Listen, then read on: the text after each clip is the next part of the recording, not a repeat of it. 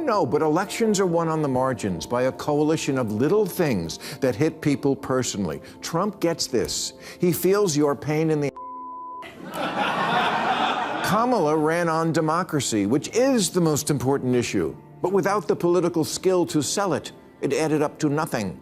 Meanwhile, Trump was running on, I'll make the poop go down. He never shut up about bad shower pressure, light bulbs, and low-flow toilets.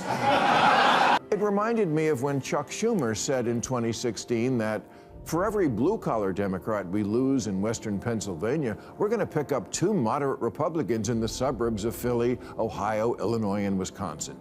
Yeah, how'd that work out? Bill Maher is sounding the alarm, and this time it's about his own party. Maher warns that Democrats are drifting toward political irrelevance, becoming what he calls a ghost brand. Once dominant, now fading. His critique isn't soft. It's sharp, biting, and laced with humor. According to him, if the DNC doesn't correct course soon, the collapse won't be subtle. It'll be historic. I fear the Democratic Party is at risk of becoming a ghost brand, too. Like Sears, it used to be mighty and ascendant and popular. Sears once accounted for 1% of the entire American economy and 41% of the appliance market, and built the country's tallest tower. Democrats once controlled Congress and the Supreme Court, or at least competitive.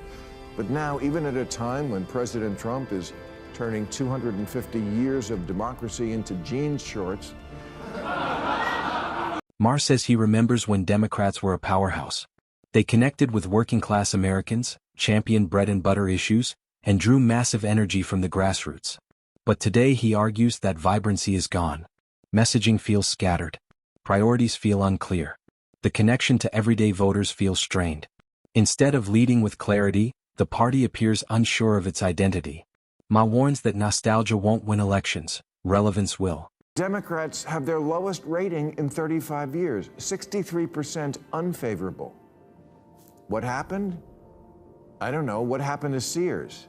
It used to be synonymous with the American dream because it kept faith with what the customer wanted.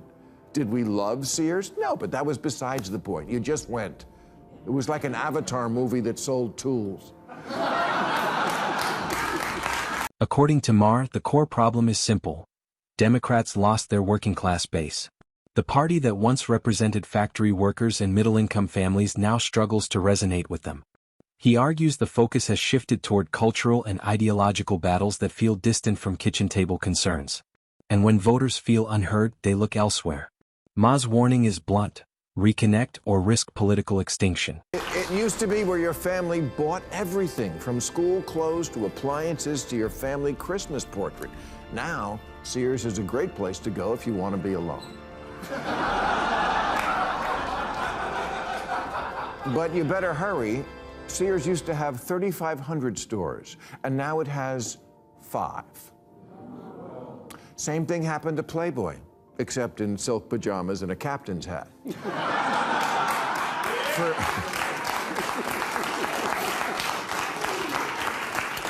For 66 years, Playboy magazine was also a fact of American life. Sears sold your father a mattress, and Playboy was what he hid under it. Maher compares the Democratic Party to fallen giants like Sears and Playboy Enterprises. Once cultural titans, now cautionary tales. Both dominated their industries, until they failed to adapt. Maher fears Democrats are walking the same path. When a brand ignores shifting demand and clings to outdated strategy, decline follows. His analogy isn't just comedy. It's a warning shot. Basic problem we have in America is conservatives think the liberals are insane, and they're not completely wrong. Now, I don't think most liberals are insane, but neither do they make it clear they disapprove of the ones who are, and their cowardice in not marginalizing their own crazies has been their downfall. I couldn't get Neil deGrasse Tyson, a genius scientist and preeminent scientific voice in the media, to agree that it was ridiculous for Scientific American and The Atlantic to be claiming that separating sports by doesn't make sense. One of Maher's biggest frustrations? What he sees as ideology overtaking evidence. He argues that parts of the left increasingly prioritize feelings over facts, allowing activism to shape policy more than data. For him, that's dangerous. When political decisions disconnect from measurable outcomes, consequences follow.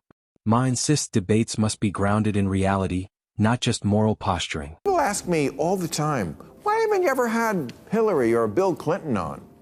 Why didn't you have Kamala on during the last campaign? You think we don't ask? We ask these people every week. They say no. It took 8 years and a petition to get Obama on. And these are people, all people I voted for. Think about that. They're afraid to come on the show of a guy who voted for them. Maher also criticizes Democratic leaders for avoiding unscripted environments. He's pointed out that figures like Hillary Clinton and Kamala Harris often skip open-format conversations. According to him, that avoidance signals insecurity. If leaders won't engage in genuine dialogue, even on friendly platforms, voters notice. And credibility erodes fast. I've been telling Democrats for years the Republicans are going to steal pot from you as an issue, and now Trump says... We're looking at reclassification, and we'll make a determination. What'd you expect? He is the master at winning votes from small groups who are passionate about one issue, picking up a couple percent here, a couple there, until on election night it's YMCA. Ma contrasts this with Donald Trump, arguing that Trump focused relentlessly on issues many Americans prioritize: jobs, inflation, border security, and national identity. Whether critics agree or not, Trump's messaging was clear and direct. Ma suggests voters gravitate toward leaders who address tangible concerns rather than cultural abstractions. In his first term, he signed an executive order banning TikTok and then got trounced by young voters. So in 24, he campaigned on saving it. And apparently every Tide Pod eater responded because his youth vote was up 21%. In his first term, he called cryptocurrency not money and based on thin air, and said it seems like a scam. And who better to know a scam? Well,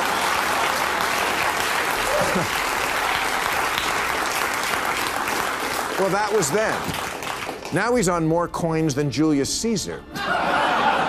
Overnight, he became the crypto candidate as opposed to Biden, the crypt keeper candidate. Ma also highlights adaptability. Trump, he argues, recalibrated his message when needed, adjusting tone and focus to reconnect with voters he had lost. In politics, rigidity can be fatal. Responsiveness wins. Ma's broader point: relevance requires listening. Parties that refuse to evolve risk becoming obsolete. So, chalk up another 1 or 2%. Democrats used to own Silicon Valley. Those California do-gooder liberals who wanted to save the planet. Yeah, right. Trump came along and said, regulations? We don't need no stinking regulations. Not only did he win them over, in his second inauguration, they were all sitting up on the stage with him. There was an entire section that looked like the full range of the autism spectrum. Ma notes that Trump's deregulatory stance resonated with parts of the tech and business world. By promising fewer restrictions, he framed himself as pro-growth and pro-innovation. Meanwhile, states like California face criticism over taxes and regulatory burdens. Ma argues that when businesses relocate or scale back, voters connect the dots. Economic perception matters. Oh, but elections are won on the margins by a coalition of little things that hit people personally. Trump gets this. He feels your pain in the Kamala ran on democracy, which is the most important issue. But without the political skill to sell it, it added up to nothing. Meanwhile, Trump was running on, I'll make the poop go down. He never shut up about bad shower pressure, light bulbs, and low-flow toilets. Ma's closing message is direct. Political parties survive by listening. Trump emphasized results and adaptation. Democrats, he argues, drifted toward optics and ideological signaling. Voters can tell the difference. If the party doesn't refocus on practical concerns and reconnect with everyday Americans, it risks becoming a relic, remembered more for what it once was than what it is.